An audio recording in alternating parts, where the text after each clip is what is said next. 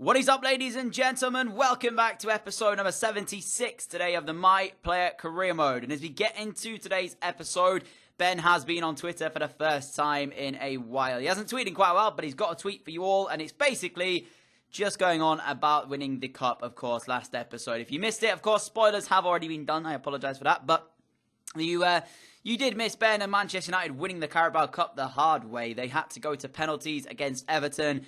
In the end, Ben scored the deciding penalty, and they did win the cup itself. So he basically just put on Twitter, 1 down, 3 to go, hinting at the fact that they're looking maybe at doing the quadruple this year because they're still in the Premier League, they're still in the Champions League, they're still in the FA Cup, and they've already won the Carabao Cup. So they're in the same position that Spurs were when Ben was at the club last time out. And if you remember what happened there, it didn't really go to plan, let's say, in terms of that one.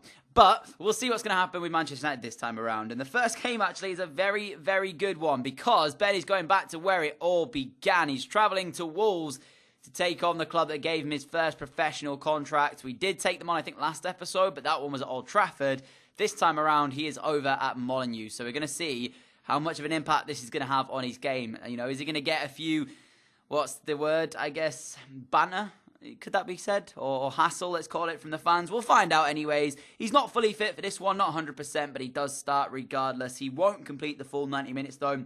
As I said, he is lacking a little bit of fitness at the moment, and that is because this game came literally 2 days after the Carabao Cup final. So not ideal, but still, he starts regardless. And actually, Wolves were the better side in the first half. Ruben Neves with a chance here for Carlos Vela, who goes close, but it's well saved by Manchester United's goalkeeper. And honestly, it was Wolves pretty much throughout that dominated the game. And it's weird to say that because they're 19th place. But Ben was substituted off at this point with 20 minutes to go.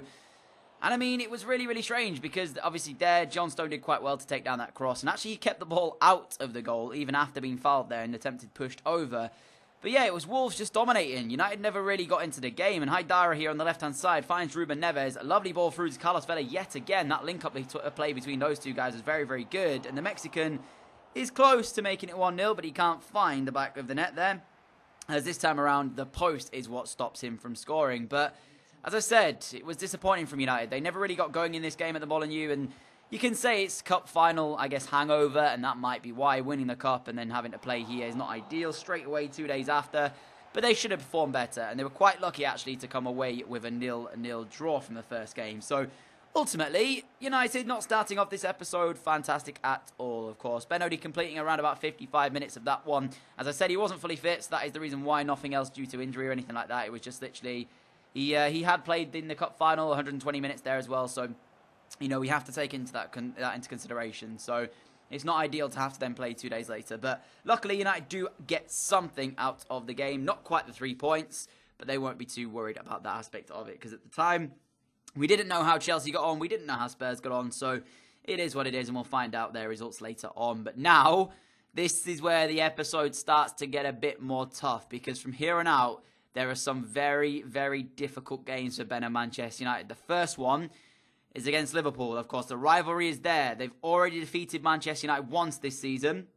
Liverpool, can they do it a second time at Old Trafford? So this is just the first game of a few that are going to come, which are quite difficult. They've still got to play Benfica later on in the second leg of the Champions League. And they've got an FA Cup quarter-final to come, which at the time I didn't know who the draw was, but you will see it later on who they have in fact pulled in that FA Cup quarter-final. But this game against Liverpool, as I said, is chance for revenge for Manchester United. But if the last game's anything to go by, they may struggle in this one here. I'm hoping the home advantage will give them that extra little bit that they may need. The side from Liverpool actually is very good. We talked about it before.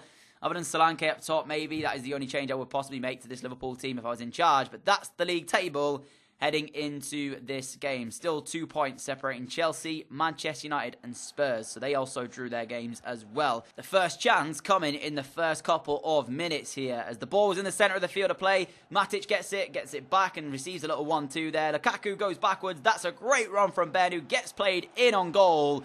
He goes across the goalkeeper there and slots home to give the home side the advantage with the first chance of the game. And that was even more important because I looked at this goal and I thought, you know what?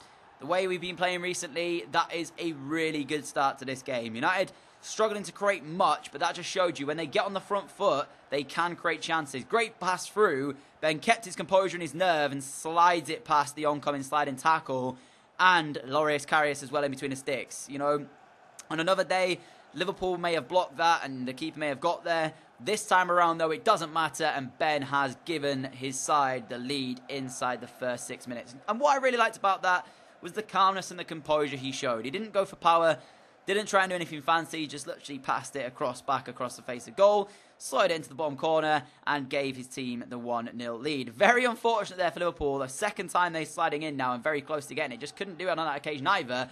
Another forward run, though, from Ben. Great turn, gets inside. His effort again is good. It turns golden, and United have a second goal inside 25 minutes. I looked at this game, and honestly, the runs that were coming in from Ben, they were really, really good. He was more on the front foot today, wanted to prove a point and showcase why the United paid the big bucks for him. And, you know, Lukaku not scoring many goals. We all know he's good with the hold-up play. He just needs to get the chances and create it. But the brilliance of having a hold-up player is that when you have them being able to hold up the ball, you can make these runs and potentially be found. So, in many ways, it was actually like Lukaku was the cam and Ben was the striker in this particular day. Because of the fact that Ben was making those very forward runs, Lukaku was dropping a little bit deeper to receive the ball in that case. And it's worked out twice now for Manchester United because they got the 2 goals they required. And actually, they were the only 2 goals of the entire game. And I'm going to show you, obviously, the way kind of these games played out. There weren't many chances. The Wolves game, United were the second, team. They were second to everything. They were the worst team. Wolves were the better side. But this one here, there was only really 2 chances in the game, and there were the 2 chances which you guys saw, and ended up being the 2 goals. So you have to give credit to United where it's due. They are pretty good at taking their chances when they do come around. The only issue is they're not creating a lot of those chances, and that could be kind of bad for them later on. But as I said, that was just the first game to come of what I would say are 3 very tough games here. The second one is Benfica now in the Champions League. With the home leg coming up for Manchester United, any goals that Benfica score from here on out basically count as double. United have to win on aggregate, otherwise they could head out of the competition. So it depends what kind of game plan they want to set up for. Does Mourinho want to go with a defensive setup? He knows he's already got the 1-0 advantage, try and defend this 1-0 aggregate lead, or does he just say, do what you did against Liverpool last time out, get on the front foot, try and create chances early on, and don't really allow them to have too much on the ball? We're going to find out in a moment, but that's the side anyway that does start this game in the Champions League, of course. And from here on out, it's pretty much going to be a tough draw no matter what happens if United get through, because all the rest of the sides in this are going to be quite tough. The side for Benfica is decent. It's not one, though, that I feel United should struggle with. I think, the teams on paper, United have the better club. They should be able to get the result here. And 12 minutes in, Benfica, they did what they could in the early part of the game to keep United out, but when you've got a lot of talent on the ball, it's always going to be tough to do so, and that just shows what kind of form Ben is in at the moment. 2 goals in the first game against Liverpool. Of course, he wasn't really featured that much in the Wolves game, only played 50-odd minutes in that one, not fully fit. But when he is fully fit and making the runs off the ball like he is, he's so deadly. Yet again, great link-up play with Romelu Lukaku. He's going to get another assist for himself as the Belgian. And to be honest with you, this one is slightly unfortunate for Benfica. It goes cut round and through a couple of players there, and on another day, they would have blocked that pass through, but take nothing away from the finish from Ben. Weaker right foot, 2-star weak foot, and he's able to keep it down, keep it low, keep it hard into the bottom corner. The keeper can't get near it, and that is why United have a 2-goal aggregate lead. So pressure on for Benfica. It is all in their hands now if they want to get themselves through to the next round of the competition. So we'll find out how they're going to fare in the rest of this game. But again, United didn't really let up. 30 minutes in now. Matic picking up the ball here on the centre of the pitch. Eventually finds his way to Ben. Ben through to Martins. Martins gets through. Should do a lot better with that one. In my eyes, I thought he's got a little bit more space to run into. Maybe he should have just tried to run into the space. But then I look at it from this angle, he maybe should have slipped in Romelu Lukaku possibly across the face of goal. But then again, you can say, why is Lukaku not really committing himself, a bit further up? Why is he not dead level with the defender? That might have been a better situation. So, slightly disappointed with him. And when you're chasing goals, you've got to do better than that. But as the second half got back underway, guys, again, United in complete control of this one. Never really threatened Benfica. And they made it 2. It was Jota on the end of a pass again, and this time around he slots underneath the goalkeeper to make it 2-0. Pretty much summing up Benfica's afternoon and saying sayonara to the Portuguese club, because, I mean, in terms of the Champions League, I know this is going to sound weird, but they aren't going to be one of the sides that we're going to have a lot of, trouble against. There's going to be better teams in the Champions League that United are going to have to face. Benfica, meaning no disrespect by it, weren't one of those sides that I thought that United might struggle with. So this should have been a routine game for them, to be honest. So although they're winning 3-0, you can't really say that this wasn't expected. United have to win this game, in my eyes. So from here on out, as I said, it's going to get more tough for them. They are going to get a bit more of a difficult draw next round, probably. We'll see how the draw is going to pan out in the last bit of today's episode. But for now, that is a great way to get through to the next round. A 3-0 aggregate win, not only that, but they were commanding in their victory as well. And more interestingly for me, was that I looked at this game with Spurs here, and they had beaten Bayern Munich by 2-0 at the Allianz Arena, making it 3-3 on aggregate. Now, I was confused because I kind of thought to myself, well, in which case, the first leg score must have been 3-1 to Bayern at Wembley, so they should go through on away goals. Then I realised that maybe it was 2-0 at Wembley, 2-0 at the Allianz, and then extra time would have been played, of course, because of the fact that it would have been completely even. In which case, they could have both scored in extra time, making it 3-1 to Spurs at the Allianz, and they would have gone through on the away goal ruling. So at first I was very confused about it. I was like, how on earth have Spurs gone through, even though it's 3-3, and they just won 2-0 there? That means that Bayern must have won 3-1. But then I remembered that, of course, that might have been the way it happened, because I did remember seeing Bayern winning 2-0 at Wembley. So that is how, for any of you wondering, I think Spurs are through to the next round, is because it went to extra time, and they did both score in extra time to make it 3-1 to Spurs. Because that 2-0 result there that you saw, I think that might have only counted from the 90 minutes, because of course United only played 90 minutes, didn't they? So I will check that next episode just to make sure I'm right, because it sounds very, very confusing for me as well. But yeah, I think that's how it works. But regardless, I said we've got a quarter-final of the FA Cup coming up. Just so happens that it's them on your screen again. Liverpool is the opponents for Manchester United in this quarter-final. They've already defeated them once. It is 1-1 between the two clubs for the 2 games they've played this season. This is the third one, and it's the decider as well. And Liverpool were the better side in this one for large parts. The first half being a very, very poor first half. Both teams not really wanting to give too much away to either side. First chance coming from a free kick. It was a sloppy free kick to give away from Man United's perspective, but with Dangerman like Felipe Coutinho on the ball here for Liverpool, you can't count them out from 26 yards. And he does take the free kick. It is over the wall, but he's also pushed over the bar by David De Gea in between the sticks. Of course, in real life, Coutinho's at Barcelona, so he would not be a Liverpool player. But of course, it's nice to think of an alternate reality where Coutinho is still a Liverpool player and playing in the Premier League. But 48 minutes in, they had their first chance. It was a decent stop from David. Moving on, 61 minutes in, Coutinho again stood over this free kick this time, whipped in towards the middle, and Sadio Mane, of all players, gets his head to this one. It's looping goalwards, but again, David De Gea is equal to it as well. So Liverpool the better side in the start of this second half. Nothing really going for United at the moment. They're going to have to try and improve on that front, but David De Gea, it's going to be tough to beat him for Liverpool, and they met a very, very good goalkeeper indeed. Now, into the 77th minute, United started to create something. Martins into his teammate, finds Lukaku. Lukaku to Ben. Ben with a little bit of space, chooses to shoot.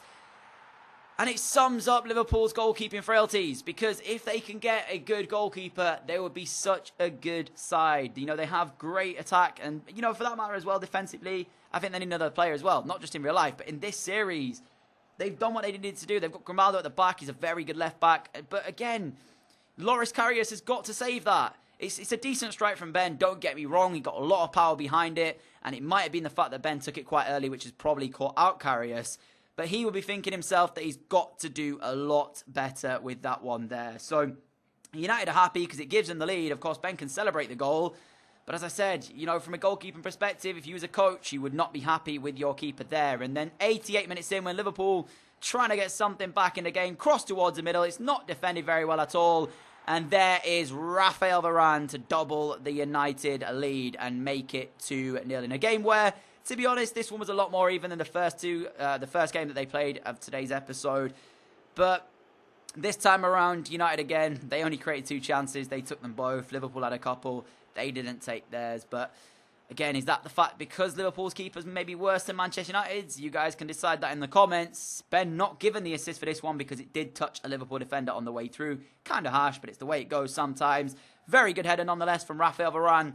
And United are heading through to a semi-final of the FA Cup. So as the tweet said earlier from Ben, 1 out of 4. They're still on track to do 4 out of 4. It's going to be sensational if they get the quad done. Honestly, I will lose it if they get a quad, you know. Because it'd be crazy to see Ben winning 4 trophies in one season. That would be just mental. So, moving on, you can see the other results as they panned out. We'll check out the draw for the Champions League. We'll check out the draw for the FA Cup. And we'll check out the league table in just a moment as the episode comes to an end here. But I'm going to ask it again, guys. I have taken a look at a few comments from the last episode. But for anybody who may have missed what I asked you at the end of last episode, I'm going to ask it again in this one. We have got, of course, 20,000 subscribers at some stage in the near future coming up, hopefully. It's crazy. I thank you all so much as well, as I always say, for your continued support. But this is where you guys need to help me. If there's anything you want to see for a 20k sub, you know, kind of video, let me know down in the comments below, because I don't just want to do like a traditional Q&A because it's kind of boring. Not boring in the aspect of like your questions, just boring in the aspect that I've done it twice already, maybe even 3 times on the channel. So if I keep doing Q&As, it's going to get like, well, every time's going to be a Q&A. So, you know, I just wanted you guys to give me some suggestions that you can kind of think of. Maybe a setup tour, maybe something like that, room tour. I don't know. Anything you guys can think of, hit me up with a comment down below for 20k subs. I thank you all, as always, for your continued support. But the draw, it is Arsenal taking on Manchester United in the semi-final of the FA Cup. The quarter-final of the Champions League is Man United taking on PSV. The other draws there look very good indeed as well. Spurs, Dortmund, PSG, Chelsea, Liverpool, Barcelona. Very, very intrigued indeed. Of course, Ben's former club, Real Madrid, not in the next round of the Champions League. That's the way it goes, unfortunately. But I'll see you all for that next episode, guys. Again, thank you all for your continued support. Really appreciate it. If you haven't already, smash the subscribe button, and I'll catch you all next time. Adios.